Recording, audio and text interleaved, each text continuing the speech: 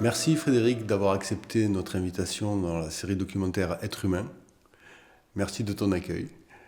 La première question que l'on pose à tous nos invités, c'est souvent la même, et en l'occurrence, c'est celle-là. Quel est, Frédéric, ton tout premier souvenir d'enfance?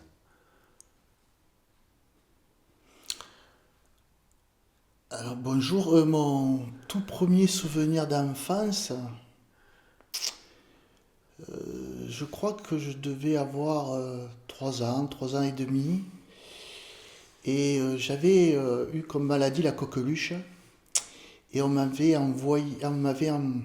dire, conseillé surtout mes parents à l'époque, de m'amener au chalet Reynard au Ventoux en altitude pour un petit peu dégager euh, les broches et un peu tout, quoi, voilà, les voies respiratoires. Parce que je toussais beaucoup, je me rappelle. Et il faisait froid et mon papa m'a envoyé une boule de neige. Voilà, je me rappelle bien. Je dois avoir 3 4 ans. Non, ça t'a secoué un peu cette boule de neige, j'imagine, ça t'a... Ça m'a fait froid déjà et puis ça m'a fait, je pense à l'époque, rire. Ah oui, quand même. Et est-ce que la coqueluche est passée grâce à la boule de neige? Alors je sais pas si la neige a des propriétés thérapeutiques, mais en tout cas, je me rappelle de cette image avec mes parents et on était montés en 203 Peugeot Wow, au chalet Reynard au Mont Ventoux. très bien. Quel genre d'enfant tu étais quand tu étais petit? Alors d'après les échos que j'ai et des témoignages de la famille, je pense que j'étais quelqu'un de gentil. Euh, J'étais pas un enfant turbulent. Je parle de tout petit, hein. Mhm. Voilà, je crois que j'étais bien aimé, entouré par mes parents et mes grands-parents. Et c'était, oui, je qualifierais peut-être vraisemblablement que j'étais quelqu'un oui, un gentil garçon. Et tu l'as gardé toute ta vie, je pense.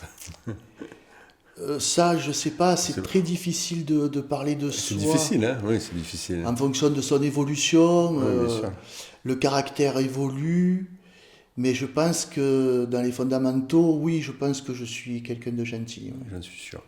Quel métier faisait ton papa? Alors, ma famille était agriculteur.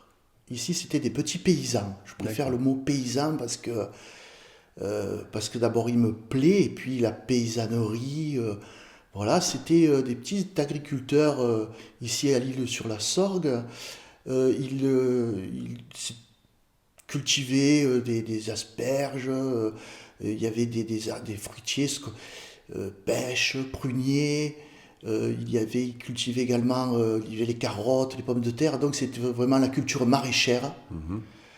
Voilà, ils vivaient à deux, c'est-à-dire mes grands-parents et mes parents vivaient sur la ferme à Velorgue. Et je crois de mémoire, il y avait à peu près à l'époque 5 hectares de terre. Donc c'était pas des paysans avec une C'est- grosse propriété, hein. C'était pas la culture intensive qu'on Pas peut du voir tout. maintenant, ouais, bien sûr. Mm. Non, pas du tout. Et après, donc, étant donné que dans les années 70, la terre rapportait pas suffisamment pour faire vivre deux familles, Mhm.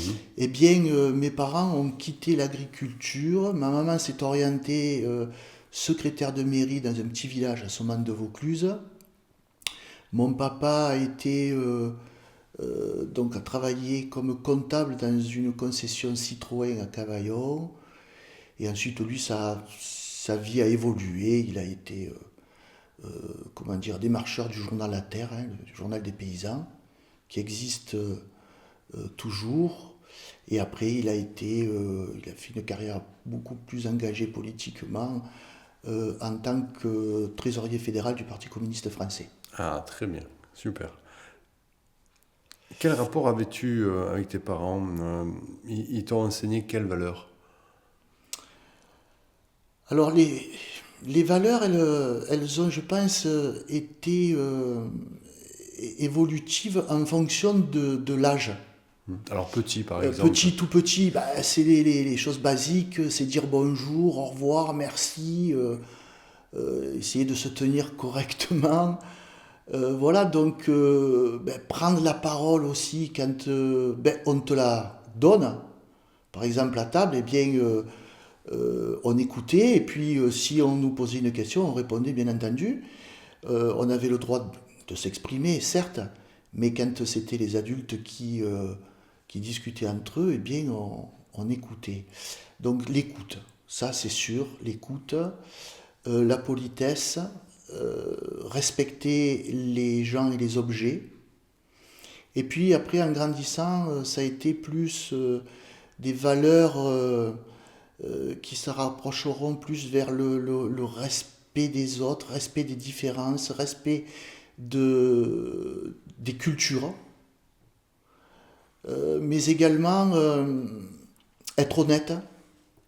Ça, c'était des valeurs que, comme a dit, il faut que tu sois, ben oui, honnête, parce que c'est important à la fois pour les autres, mais à la fois pour soi-même.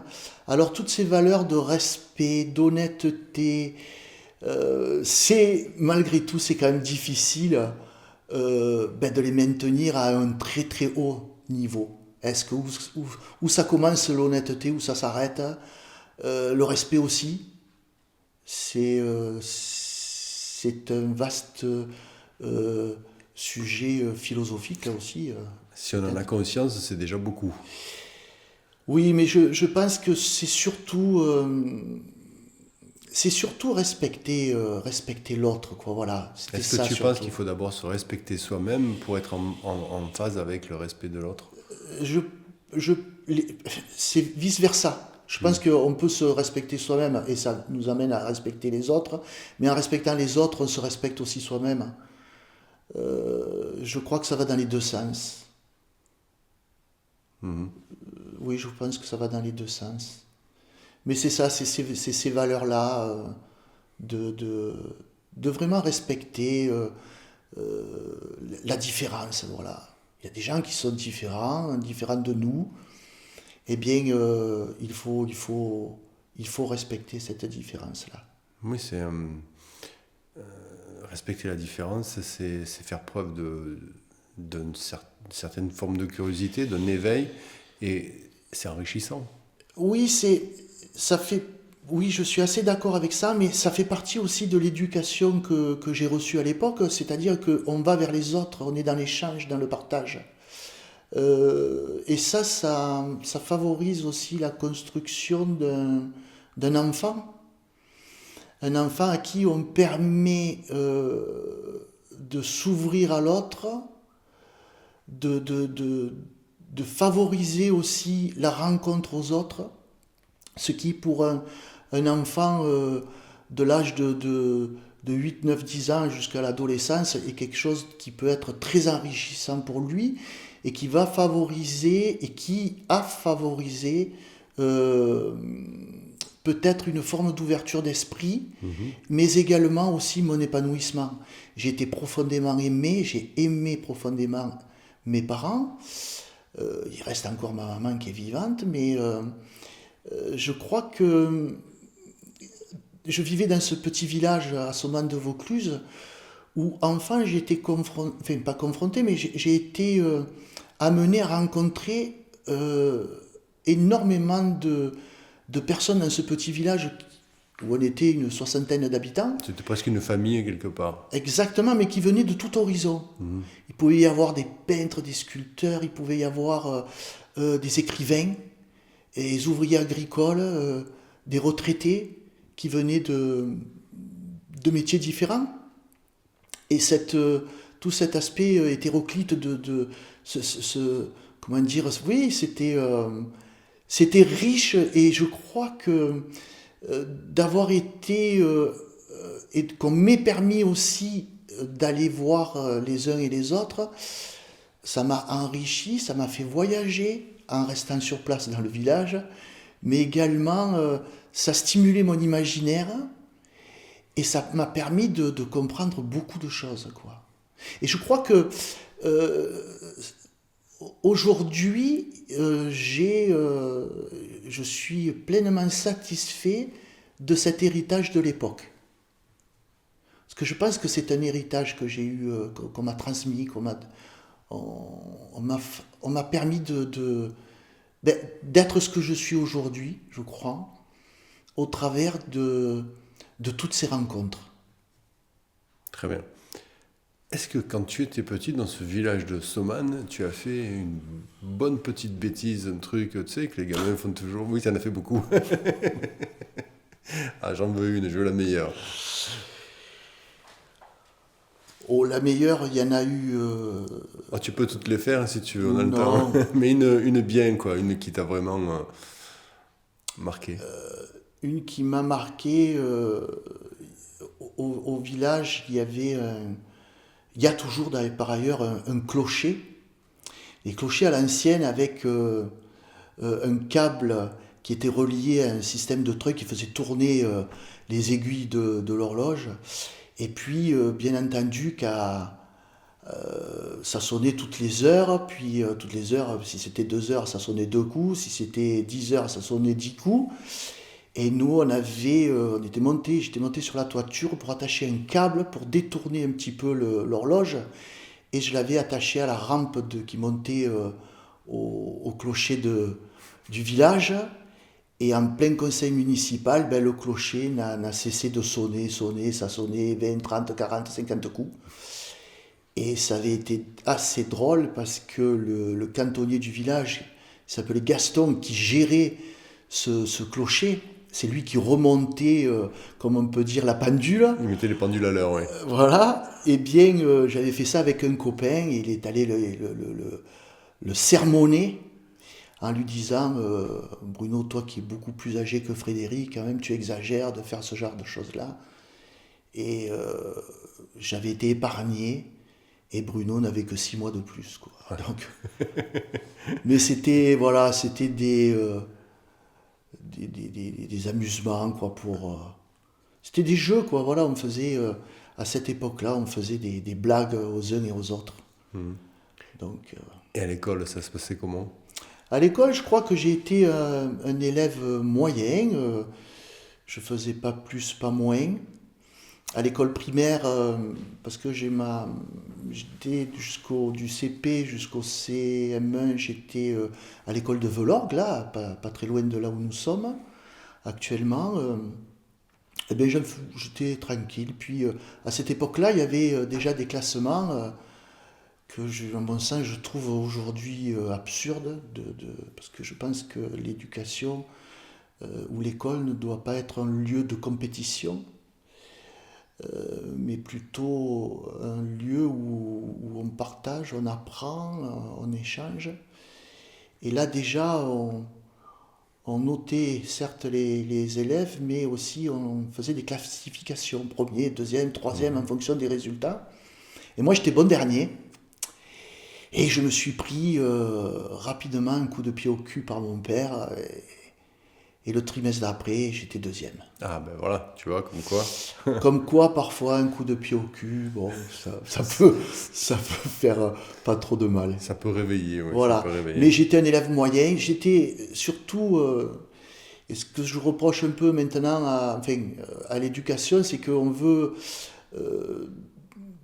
que les enfants sachent le maximum de choses dans une multitude de matières. Mhm.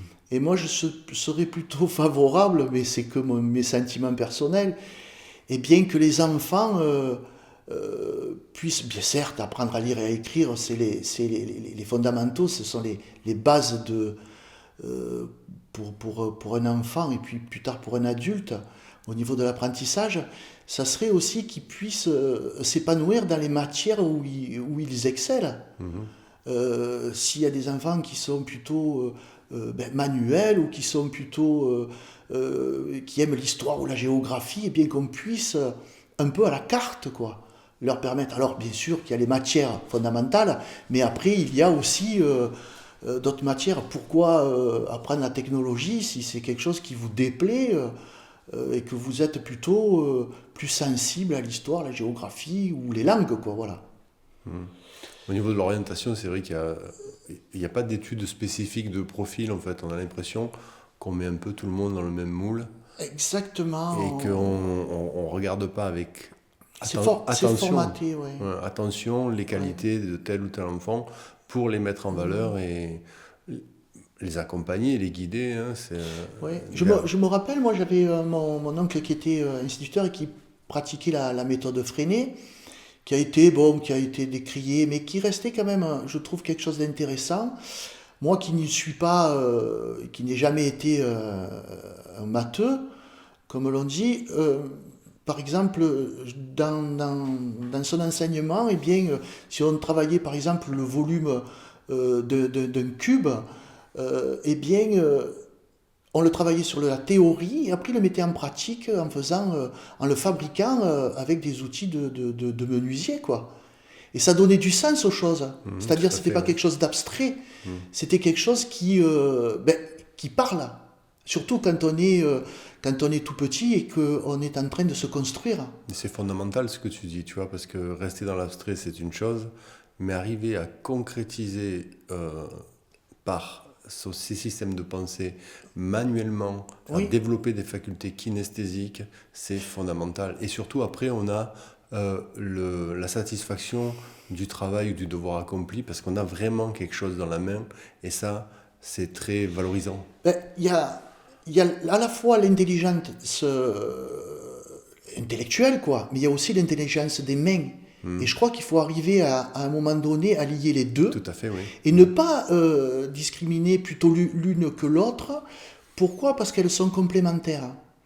Et de penser, si je reviens par exemple au cube, de penser le cube, de le mettre en pratique, de le fabriquer, de le toucher, c'est quelque chose d'extraordinaire. C'est-à-dire que on est parti du début, c'est-à-dire oui, du concept jusqu'à la fabrication. Et c'est cette chaîne à mon sens, qu'il ne faudrait pas dissocier. Et surtout, on arrive à la fin où il y a le toucher, donc nos sens. Avant, les gens touchaient, maintenant, ils ne touchent plus, ou de moins en moins. Et bien, de toucher et d'observer ce qu'on a fait. Alors, il peut y avoir des défauts, peu importe, mais c'est ça, c'est de faire. Et l'être humain, il est fait pour faire, pour être en mouvement. Donc, de faire que de la théorie, ça peut être intéressant, mais je pense que pour les écoles, il faut le mettre aussi les choses en pratique, parce que ça parle beaucoup plus. Et puis, on peut aussi mémoriser l'objet, la fabrication de l'objet, c'est-à-dire toute la chaîne on part de la théorie, on va jusqu'à la pratique. Donc toute cette chaîne-là, on a la possibilité de la mémoriser. Et je pense que on a une mémoire extraordinaire. Les hommes avec un grand H ont une mémoire assez extraordinaire, et je crois que ça peut vraiment oui, s'inscrire dans la mémoire. Et je crois que c'est bien. Et moi, je me rappelle quand j'étais au petit village après, donc la deuxième partie du primaire, j'étais dans le village de Saumane. Et bien, quand on parlait, par exemple, qu'à l'époque, on parlait par exemple des fossiles. Ben, c'était bien, les fossiles. Ben oui, d'accord, on parle des fossiles. Ben, on va faire, par exemple, une balade. Et ben, on allait dans la montagne et on allait, la classe, c'était une classe unique, du CP jusqu'au CM2. Eh bien, on était une quinzaine et on allait chercher des fossiles, quoi.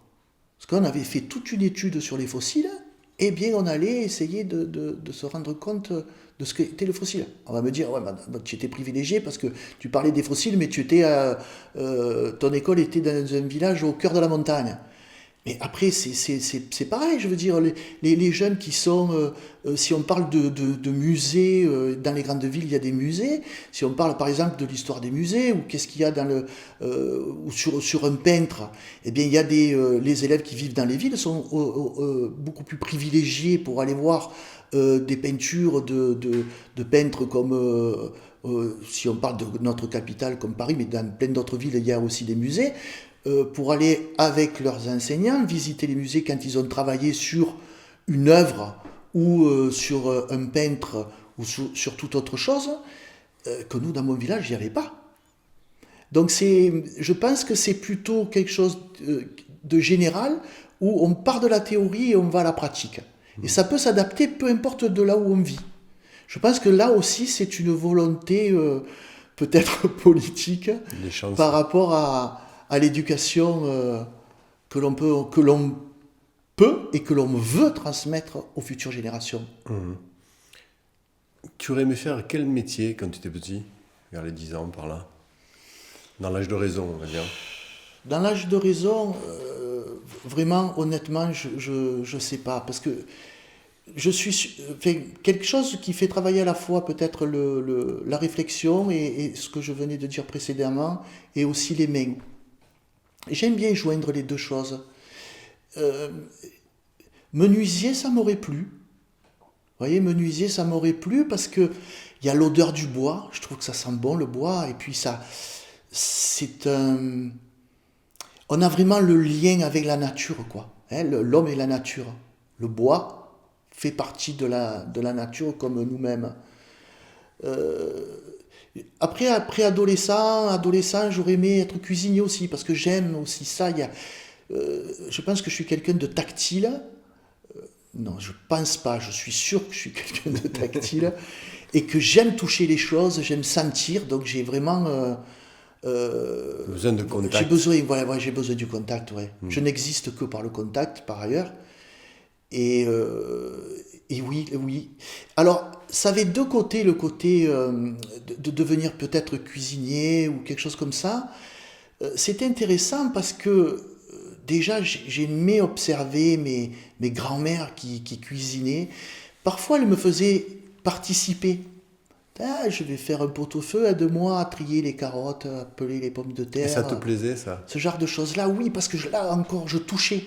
Je touchais, après ça sentait bon, et après il y avait ce côté aussi de partage. C'est-à-dire que on avait pensé, on pense, qu'est-ce qu'on va faire? Un pot-au-feu, avec les grands-mères, hein. Qu'est-ce qu'on va faire? On va trier les légumes, on fait cuire, il y a l'odeur, et après il y a le partage autour de la table, donc le goût. Et tous nos sens sont en éveil à ce moment-là quand on est enfant. Et je pense si les gens qui m'écoutent, tous peuvent dire « Ah oui, moi je me rappelle quand à la maison, les odeurs. » Tu te rappelles, c'était quoi quand tu étais petit, Thierry? Tes parents, ta maman ou tes grands-parents cuisinaient, eh ben, tu pouvais avoir l'odeur d'un civet, l'odeur d'une daube qui mijotait. Le civet au lièvre de ma grand-mère, c'était quelque chose. Tu vois. Donc c'est ancré, c'est imprimé dans ta mémoire d'enfant, quoi. Ou de jeune, ou de moins jeune, parce qu'après, ces odeurs-là, elles te suivent tout le temps. Elles te marquent toute ta vie, ouais. Ouais.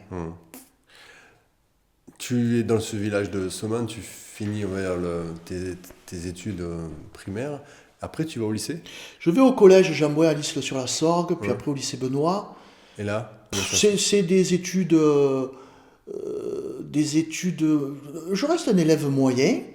Je suis bon dans les matières que j'aime. C'est-à-dire, je suis bon en espagnol parce que je suis du côté de ma grand-mère d'origine espagnole. Il y a aussi la biologie, j'aimais ça, l'être humain, tripoter les souris, les disséquer. Tu faisais pas de ragoût avec les souris? Non, ça, tu me rassures. Pas du tout.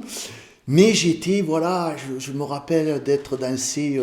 pour ceux qui se souviennent de ces salles de biologie où il y avait elles étaient équipées de tables avec l'armature métallique et puis carrelées avec des petits robinets. Il y avait l'eau et puis il y avait le gaz aussi. Bon, ça, le gaz, c'était interdit. Et moi, il y avait des grandes baies vitrées. Et j'étais toujours du côté des baies vitrées et je voyais mon village et mes collines, les monts du Vaucluse. Et je rêvais. Alors, voilà, j'étais un peu le rêveur. Mais j'étais...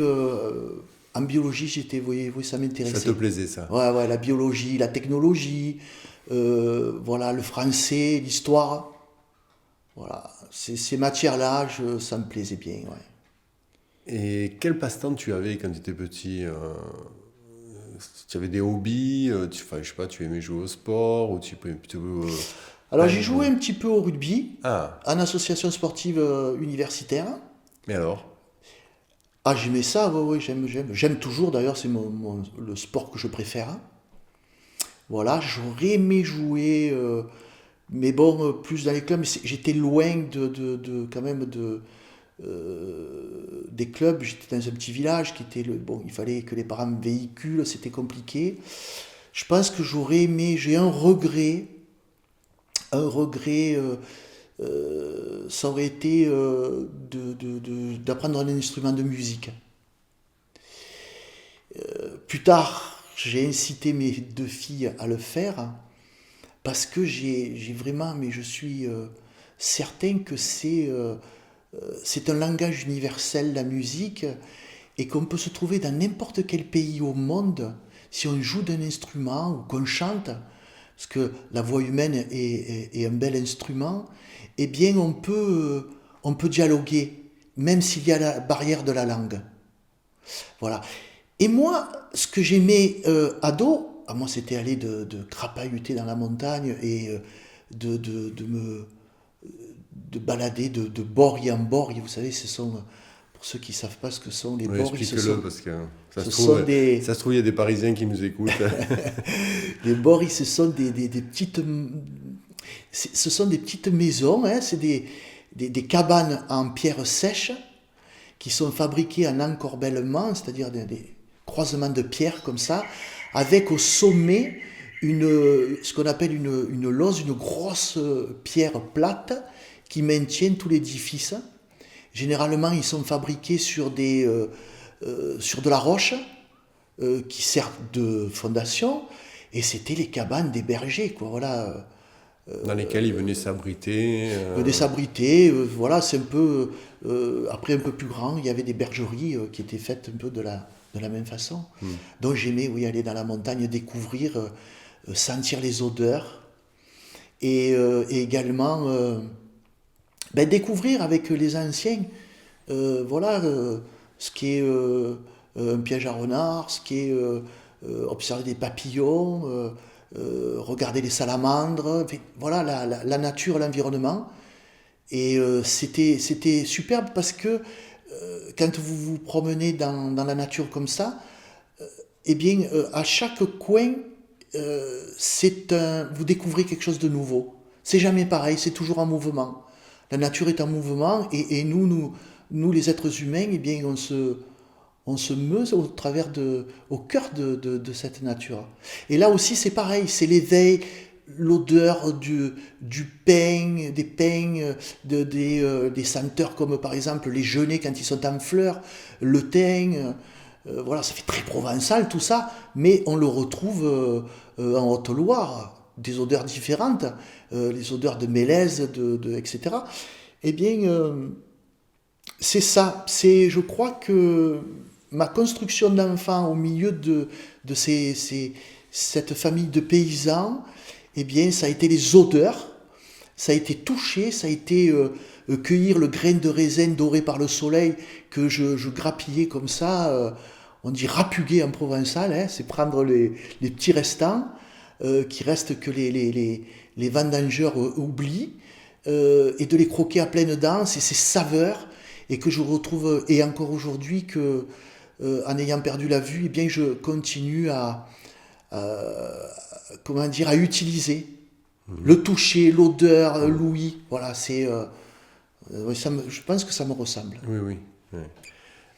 Donc tu finis tes études, tu passes le bac. Non, je finis pas mes études parce que j'ai un Ah, accident de voiture à l'âge de 18 ans. hmm. Alors on va en Donc, parler. voilà. Est-ce que sans être faire preuve de trop de voyeurisme, le mot est mal choisi, excuse-moi, mais comment ça s'est passé? Ah, mon accident de voiture. Hmm. Mon accident de voiture s'est passé un soir où j'étais avec mon ami Stéphane, et on devait aller rejoindre des amis au, pour dîner, pardon, le soir. Eh bien, écoutez, ou soit par fatigue je me suis assoupi, ou il pleuvait, ou j'allais un peu vite. C'est tout un mélange. C'est toi qui conduisais? C'est moi qui conduisais, voilà, et j'ai heurté un poteau en béton et le pare-brise a implosé et j'ai perdu la vue. Voilà, donc c'est un moment un peu douloureux parce que c'est un choc. Heureusement que mon copain qui était à côté de moi n'a eu que l'arcade sourcilière d'ouverte. Et puis après, bon, on est parti en courant. Bon, moi, je sentais que j'avais des choses dans les yeux, je savais pas trop bien ce que c'était. Et on a été rejoindre le cœur du village pour appeler comment dire, les secours, quoi, voilà. Donc après, c'est l'hôpital, c'est être opéré pendant 9 heures où on me retire les débris de verre. Et puis le matin, dans un semi-éveil, ouais, où j'étais conscient. Et je demande ce que j'ai. Bon, j'ai des coquilles sur les yeux et mon papa me dit tu as perdu la vue dans l'accident. Donc là, c'est un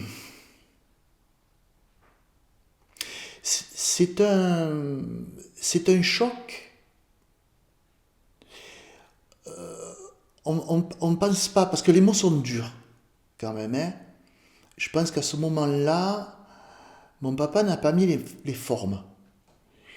Il y est allé dur, mais c'était aussi son caractère. Euh, Pourquoi partir de loin pour arriver au même résultat, autant y arriver tout de suite. Donc le constat est là. Il y a deux choses qui se mélangent à mon esprit à ce moment-là. C'est je vais être différent. Tout s'écroule parce qu'à cette époque-là, on a des aventures amoureuses. Et c'est ça. Puis c'est surtout, on sort de l'adolescence, c'est les copains, c'est la vie, c'est comment dire, l'insouciance. Hein. Il y a quand même à 18 ans encore une grande part d'insouciance. Et, euh, et en même temps, tu vois plus, tu vas être différent. Et comment je vais communiquer? Premier réflexe que j'ai, c'est étonnant.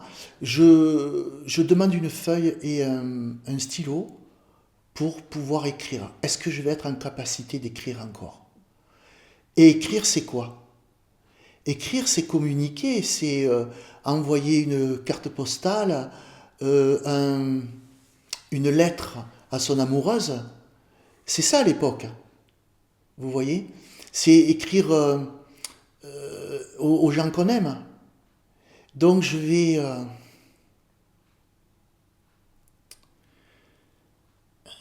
être privé de ça. Et ça, c'est un petit peu... c'est vraiment l'instant... je suis ému parce que j'y repense, mais c'est l'instant où il y a une fracture. Parce que c'est violent, mais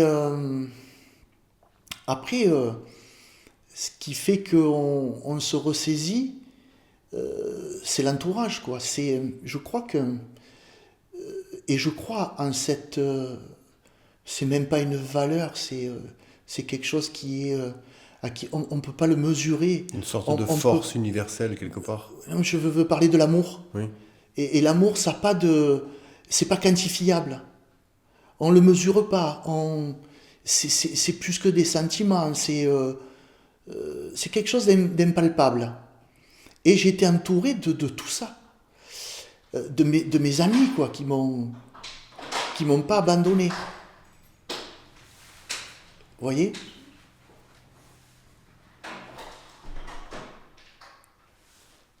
C'était maman, je pense, qui a voulu rentrer. Oui, donc on coupera, t'inquiète pas, au moment où il y a le bruit. Donc c'est ce moment-là, si vous préférez, où on est, on est jeune et on perd malgré tout pied. J'ai beaucoup surcompensé Parce Comment que tu faisais pour surcompenser? surcompenser, c'est trouver des astuces pour montrer que l'on va bien. C'est-à-dire que j'avais une crainte, c'est étant donné que j'allais petit à petit, je me suis rendu compte que j'étais différent, que j'avais un handicap qui était lourd. Et qu'est-ce que j'allais devenir? Qu'est-ce que j'allais faire, moi, de ma vie à partir de 18 ans? Alors déjà que quand on a tous Nos moyens, on va nos dire. moyens, nos sens, C'est déjà difficile. c'est déjà difficile de se dire, ben, oh, qu'est-ce que tu veux faire toi dans la vie? Ben, moi je sais pas, et on ne sait pas parce qu'on est jeune et qu'on est plutôt dans le rêve, je veux dire, voilà, comme je disais tout à l'heure, l'insouciance. Eh bien là, non, là, je touchais du doigt la réalité, c'est-à-dire tu as perdu la vue, quoi. Et j'avais peur que je perdais la vue, j'avais peur de perdre mes parents, de perdre tout ce qui m'entourait, quoi, mes copains, mes amis. Alors je vais plus pouvoir être avec eux, je vais plus pouvoir faire les mêmes choses que je faisais. Donc c'est tout un monde qui s'écroule. Oui, bien sûr. Alors il s'écroule, mais il s'écroule pas petit à petit. Parce que quand quelque chose s'écroule petit à petit, on a toujours la possibilité de trouver des astuces de corriger le pour tir, essayer exactement. Tu as entièrement raison d'essayer de rectifier le tir et surtout d'essayer de colmater les brèches. Là, il n'y a rien, quoi. C'est un état. Et alors après, on peut croire qu'on peut, suite à des opérations, retrouver la vue, ce qui a été un petit peu le cas, etc. Mais avant tout, c'était de surcompenser, de montrer qu'on était toujours le même, qu'on n'avait pas changé. Mais le regard, c'est vis-à-vis du regard des autres. Moi, je sais dans ma tête que je suis plus pareil. Que dans mon village, je me déplace même sans canne, sans rien, parce que je connais tellement par cœur les ruelles, les endroits et tout, que j'ai besoin quasiment de rien. Parfois, je me tiens un peu au mur, mais chaque fois que je tiens un mur, je sais quel mur c'est. Donc, je surcompense, j'essaie d'avoir le sourire, de faire des choses, de me mettre à peindre sans me voir. C'est-à-dire, je vais voir les amis que j'ai dans le village, Arturo Pisa, qui est un grand, qui est décédé malheureusement, mais qui était un grand artiste brésilien, un graveur, qui lui me donne des techniques pour pouvoir faire des choses de couleur sans voir. Bon. Et donc, j'essaie, si vous préférez, il y a un avant et un après. Et là, je passe dans une phase en surcompensant, j'essaie aussi de me reconstruire, de réapprendre à vivre différemment. Est-ce que, excuse-moi de t'interrompre, Frédéric, mais est-ce que tu as suivi un parcours d'aide spécifique en consultant des psychologues qui t'ont aidé, qui t'ont accompagné, exprimer, être guidé un petit peu sur cette nouvelle vie qui était devant toi? Pas du tout. Non. Je n'ai pas eu de suivi psychologique. J'aurais pu, hein, j'avais des amis qui étaient psychothérapeutes déjà à l'époque, mais je voulais pas. C'était une volonté parce de ta que je part, savais ouais. pas. Je me voyais mal aller parler avec des tierces personnes que je connaissais pas.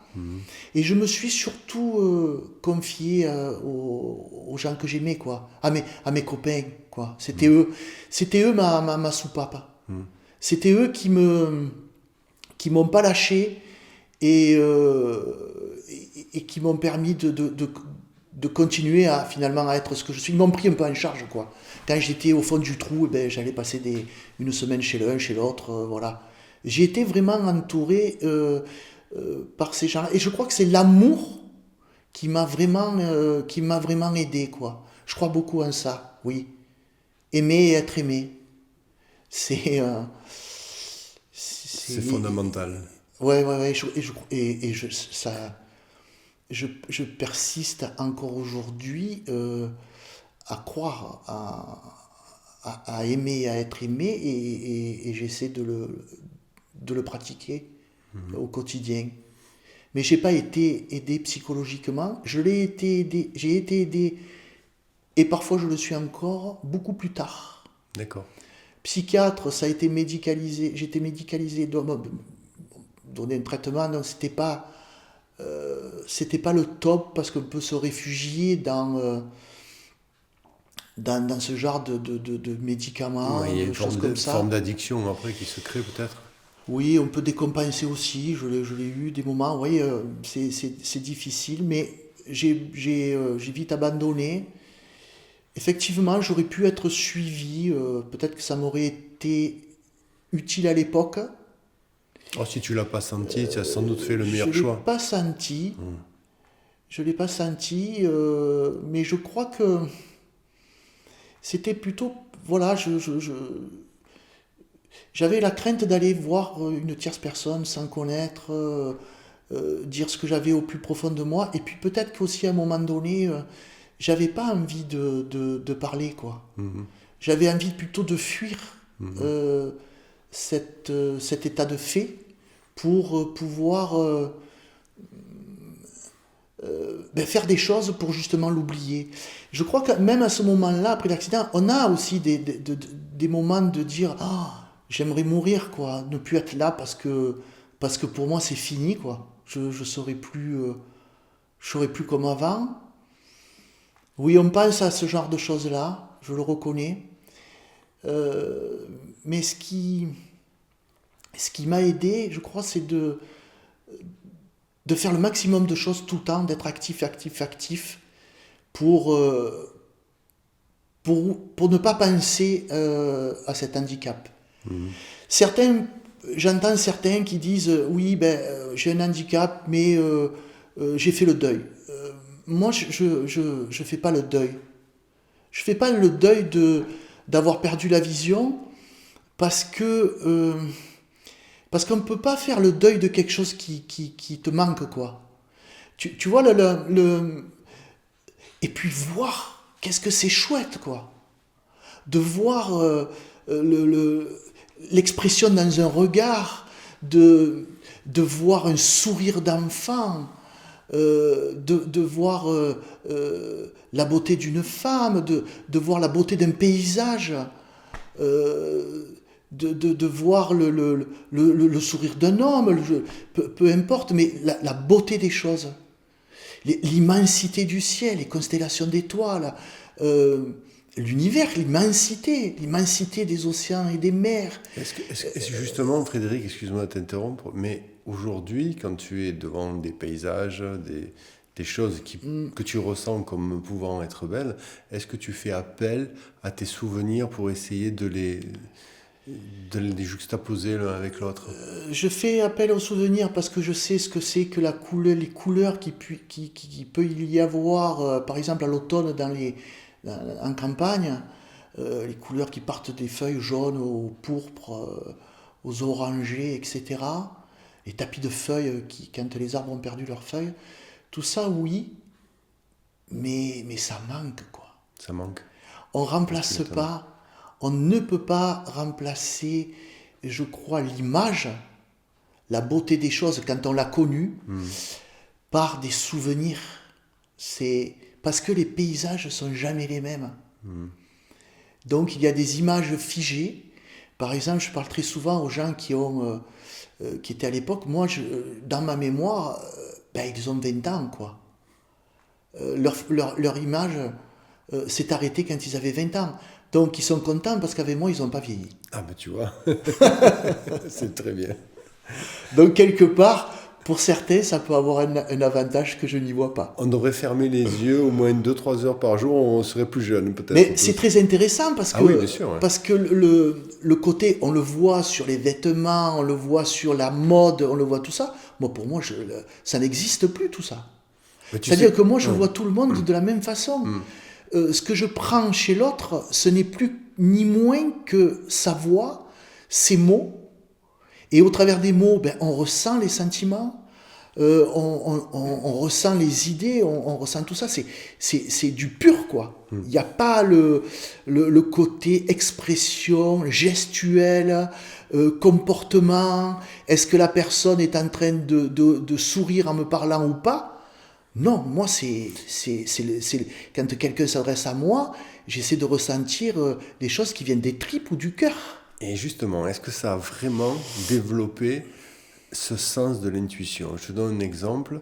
Quand tu rencontres quelqu'un, c'est la toute première fois, est-ce que si tu arrives à le comparer avec avant, quand tu avais la vue, est-ce que ça t'est pas plus facile d'avoir l'intuition de la personne, de qui elle est, comment elle va se comporter? Est-ce que tu arrives plus facilement à dresser, je dirais, son portrait d'âme en quelque sorte, que si tu la voyais de visu et que c'est un peu plus superficiel la vue, quoi. Voilà, tu vois, on s'attache à des détails qui Oui, sont peut-être moins importants. oui, parce que l'image peut être trompeuse. Mhm. Hein, c'est-à-dire on va s'attacher à des artifices, hein, que peuvent être le côté vestimentaire, la posture de la personne, etc., son regard, s'il est franc ou fuyant, etc. Donc tout ça est effacé, Et si tu le... on va à l'essentiel. Excuse-moi Oui, voilà, tu vas à l'essentiel. Et si tu le compares avec avant, euh, ce qui a été effacé, qui avait plus de facilité à nous induire en erreur, est-ce que depuis que tu as perdu la vue, c'est plus facile de savoir rapidement qui c'est, tu vois, c'est l'intuition qu'on peut avoir, qu'on a nous aussi, quelque part les voyants, mais on se fait tromper plus facilement. Est-ce que ça a été renforcé chez toi? Alors c'est différent, c'est-à-dire que il y a deux aspects. Il y a l'aspect où il y a la voix, la première chose c'est la voix, la façon dont la personne s'exprime, la façon oui, dont elle exprime ses idées, ses sentiments. Le timbre de la voix est important. Et tu arrives alors sur un timbre justement, parce que vous avez une... Comment ça se passe un petit peu entre avant et après? Nous ici, enfin, de notre point de vue, hein, je généralise bien entendu, mais on va être très influencé par l'aspect. La voix va passer, je pense, hein, un petit peu en second, mais des fois, souvent, on a des voix qui ne nous plaisent pas. Donc on fait ce rapport toujours entre l'image et la voix. Après, on a l'odeur aussi qui est très importante et qu'on sous-estime très souvent d'ailleurs. Et après, on a le toucher, mais là, c'est encore autre chose. On a le toucher, je dirais, tactile avec les doigts, mais le toucher qui est plus de l'ordre du cognitif, où en fonction des mots que l'on va verbaliser, va nous émouvoir ou nous faire réagir. Comment ça se passe là? Je crois que la première chose c'est la voix. Donc on identifie une personne à la voix. Alors si on est amené à la rencontrer plusieurs fois dans la vie, automatiquement on va la mémoriser pour justement dire ah ben tiens ça c'est telle personne qui parle donc ça va m'aider aussi à m'aiguiller et à me déplacer vers elle. Donc le son, la voix est importante.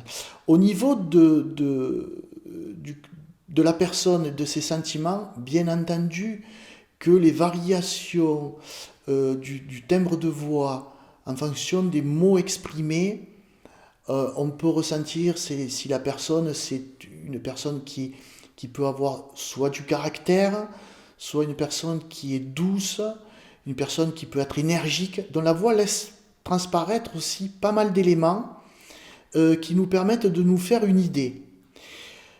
Ensuite, il y a effectivement l'odeur. L'odeur, ça va être les parfums. Les parfums sont quelque chose d'intéressant parce qu'on peut associer un parfum à une personne aussi. Donc, on joint la voix, le parfum, si la personne en porte, et puis après, c'est le toucher, quoi. Alors nous, quand on ne voit pas, enfin du moins moi, j'ai des astuces. C'est-à-dire que quand je rencontre la première chose, je vais toucher la main. Dans la main, on va savoir si la main, elle est moite. On ne fait pas attention quand on y voit. Mais on se dit, ah, cette personne, elle est peut-être une personne un peu stressée. Si elle vous touche la main de façon énergique ou un peu mollasse, hein, on peut se dire, ça, c'est une personne qui a soit du caractère ou soit qui veut affirmer quand elle vous serre la main forte, sa supériorité. Son autorité, oui. On peut ressentir ce genre de choses-là. Oui. Comment elle vous prend, comment elle se comporte avec vous, qui n'y voyez pas. Est-ce que la personne est gênée? Est-ce qu'elle est maladroite? Si elle est maladroite, ça veut dire qu'elle n'est pas dans l'assurance, elle n'est pas sûre d'elle-même. Donc c'est multifactoriel. Par contre, ce qui serait intéressant, c'est un peu comme quand on me décrit un tableau, c'est de dire voilà, j'ai écouté la voix d'une personne, j'ai sa voix, son odeur, j'ai son toucher. Son toucher, après, ça peut être faire la bise à quelqu'un, et tout de suite, je vois la hauteur, si elle est grande ou petite. Le timbre de voix peut me permettre aussi de savoir si la personne, quand elle parle, si elle est grande ou plus petite, ou si elle est à ma hauteur. Donc, on a plein d'indications comme ça. Mais après, ce qui serait intéressant, c'est de dire, j'y vois 30 secondes ou 1 minute Pour être pour sûr. voir si l'image que je me fais de la personne qui est en face de moi est juste ou pas. Ça, ce serait drôle. Mais est-ce important? Est-ce important de voir Grande question. pour apprécier ou aimer quelqu'un? Ou échanger avec quelqu'un? Est-ce que c'est nécessaire? Je te vois pas, je vois pas Lana qui est là aussi. Et pourtant, je sens sa présence. Je sens qu'elle écoute. Tu me poses des questions. Je sens que tu es attentif parce que, d'abord, c'est ton métier. Mais et voilà, tu es assis, donc je sais que tu n'es pas en hauteur. Donc tout ça me donne des indications. Et après, c'est pas très grave si je vous vois pas. Par contre, s'il y a des expressions du visage, c'est embêtant. J'aimerais aussi Mais tu pouvoir voir. vois, par exemple, autant dans ma voix, ou dans la voix quand on te parle, tu peux ressentir que je souris en fonction, tu vois, des mots que je Oui, trouve, tu bien vois. sûr. Je vois une voix profonde, un peu grave. Voilà, quelqu'un de quelqu'un qui est posé, calme, qui réfléchit. Voilà, après, ça me donne quelques éléments, ça me donne pas les traits du caractère complet de la personne. Il faudrait qu'on se voit beaucoup plus souvent pour que je Mais puisse... tu vois, permets-moi de te dire, je pense que tu as tous ces sens qui sont vraiment mis à valeur, puisque justement il n'y a pas la vue, ils sont beaucoup plus forts que chez nous, ça c'est sûr. Et peut-être, je dis pas, j'aurais presque tendance à dire sûrement, mais je trouve qu'ils sont plus justes en fait. Parce qu'ils sont plus fins, ils sont plus calibrés, tu vois. On est moins dans quelque chose de superficiel. Nous, on va voir, on va juger pratiquement, tu vois. Il est grand, il est petit, il est gros. C'est vrai, tu as raison. C'est-à-dire que notre corps, je le dis très souvent quand je fais des exposés sur mon projet, là, eh bien, je dis très souvent que notre corps est plein de capteurs. Et que les gens qui ont la vision, c'est la vue qui passe en premier, c'est le sens premier. Et on s'en fout, on va voir la personne, on va pas aller la sentir, on va pas aller la toucher, puisqu'on la voit. On va faire moins attention à sa voix, etc. Donc c'est vrai, tu as raison, c'est la vue qui prime sur tout le reste. Par contre, le capital, sauf handicap, mais le capital de ces capteurs qu'on a sur le corps, tout le monde l'a. Le toucher, on l'a. L'odorat, sauf problématique. L'ouïe, tous ces sens-là, nous les avons. Sauf que on les utilise moins parce qu'il y a la vue qui prime. Alors effectivement, il n'y a pas ce parasite, c'est-à-dire que tu as raison, on va plutôt prendre les sens premières de la personne, c'est-à-dire le brut, on efface et on va ressentir plus que voir. Ça oui, c'est vrai. Après, ce qui serait génial pour les personnes non-voyantes, mais ça serait compliqué, quoi, de pouvoir se donner la liberté de se toucher. Les gens, avant, se prenaient par la main, se touchaient. Ils allaient voir un mort, on veillait les morts, ils touchaient même le mort. Voilà. Aujourd'hui, maintenant, on part par plein de barrières, etc. Et je mets de côté la Covid parce qu'on met trop de... on évacue plein de sujets sur cette problématique que nous avons vécue, ou que nous vivons encore un petit peu. Non, les gens ne se touchent plus. On voit de moins en moins dans la rue des gens qui se prennent par la taille, qui se prennent par la main, etc. Donc c'est dommage parce que le toucher laisse comment dire, passer énormément de choses. Énormément. C'est devenu péjoratif, en fait, se toucher, tu vois. C'est-à-dire que maintenant, il y a une mauvaise connotation avec sûr. le fait de se toucher. Et moi, je touche quelqu'un, je sais qu'il est vivant, quoi. C'est quelque chose d'extraordinaire. Et si on touche quelqu'un, tac, il y a une réaction. Donc, c'est palpable. La vision, c'est une image qui est vrai quand on voit, quand on y voit, puisque je peux m'avancer vers quelqu'un, je peux aller toucher un arbre quand je vois un arbre. Mais c'est pas du tout pareil moi j'ai 10 doigts, j'ai 10 yeux. Voilà. Et c'est vrai que si on nous donnait la possibilité de toucher le visage des gens pour se faire une représentation tactile, ça serait génial. Mais me vois mal dans le métro à Paris, en train comment dire, à la station Stalingrad, de me mettre à toucher tous les visages parce que je veux savoir, me rendre compte que, voilà, qui je croise. À mon avis, ça se terminerait mal. Mais voilà. Surtout à Paris. Par contre, ce qui est intéressant, c'est que le côté, le fait que l'image est effacée, n'y est plus. Moi, j'ai pas de problème comme il y a des gens qui ont des problèmes par rapport à la couleur de peau de certains, etc. Pour moi, tout le monde est noir, quoi.